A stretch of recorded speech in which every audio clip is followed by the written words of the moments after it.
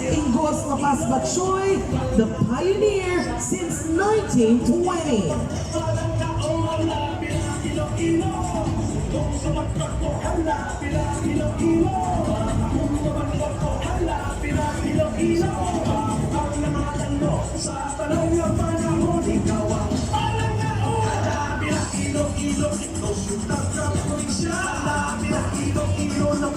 There you go. Now, Jordan, see? We were just talking about it. Thank you very much for being friends. Jordan, you want to get one? You want to get one shot? Yes.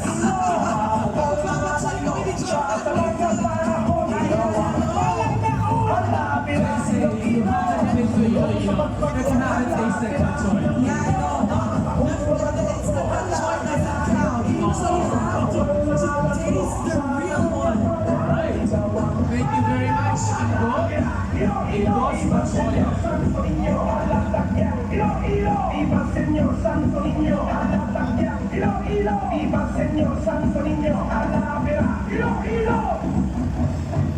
As you can see, Jordan, hindi lang gamay, kundi madamo siya ang nagkakabatong sa blessings tungkol kay Senyor Santo Niño.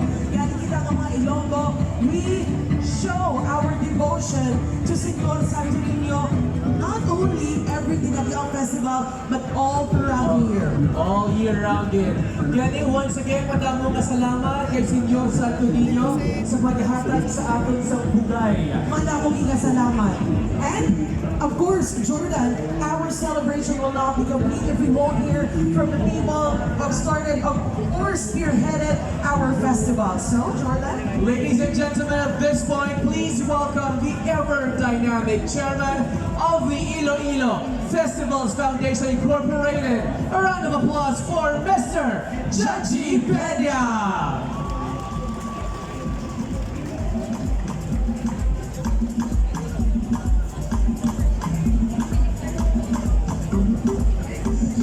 Ngayong gabi sa itunan. Ngayong gabi sa atong pinanggang Mayor Inday Raisa Trias Chu kag sa First Gentleman sa Iloilo Banaya Frances Chu Frances Itog Binoy Idol ko na siya. Kaya gusto ko magpasalamat sa tanan ng mga bisita. Pasensya na kamo kung hindi ko kamo tanan matamyaw. Kaya sa kanang buo sa atong mga bisita.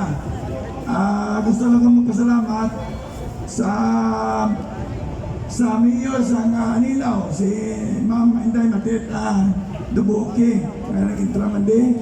Kagang sa Tutigaraw na atong nga mayor. Pakandaman.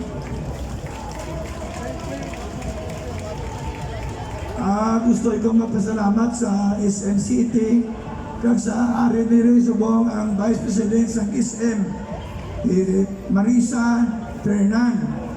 Ay palakpakan ng Fernan. Siya na nga ang nag-open o nag-dire sa SM naton.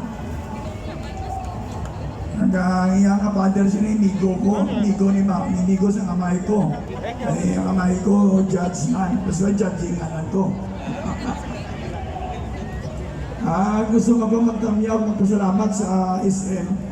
Kag sa labi na sa Regional Marketing sa SM, si Inday Christine Laison. Yap. Kag sa atong mga judges din, mga amigo ko din. Ang iniya sa kita nga nag-adjust na din. Sa liwat, gusto ko magpasalamat sa mga nag-sponsor.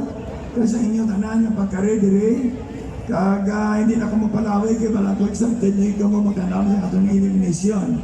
Kaya sa liwat, madamong salamat yung mayong kape sa inyong tanan.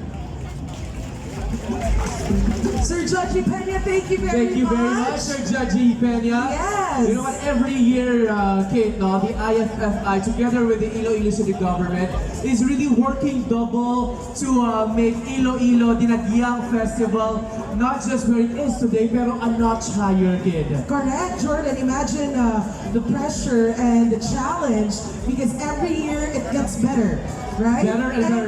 especially wala lang taga-perform nationally, but we performed in New York, in Internationally, Japan, yes, in New correct. Zealand, Yes. and more countries to come. That is correct. And Jordan, if you think about it, ang IFFI, if you think na January lang sila gaubran nyo, it takes maybe what, 6 months? Or maybe 8 months 8 to months. mount a big festival Big like festival. And this. syempre, madamot ang festival sa Iloilo, aside Yes. from the Iloilo Dinagyang Festival. Pero ang gauna, gid, is Dinagyang of course, Festival. Dinagyang Festival.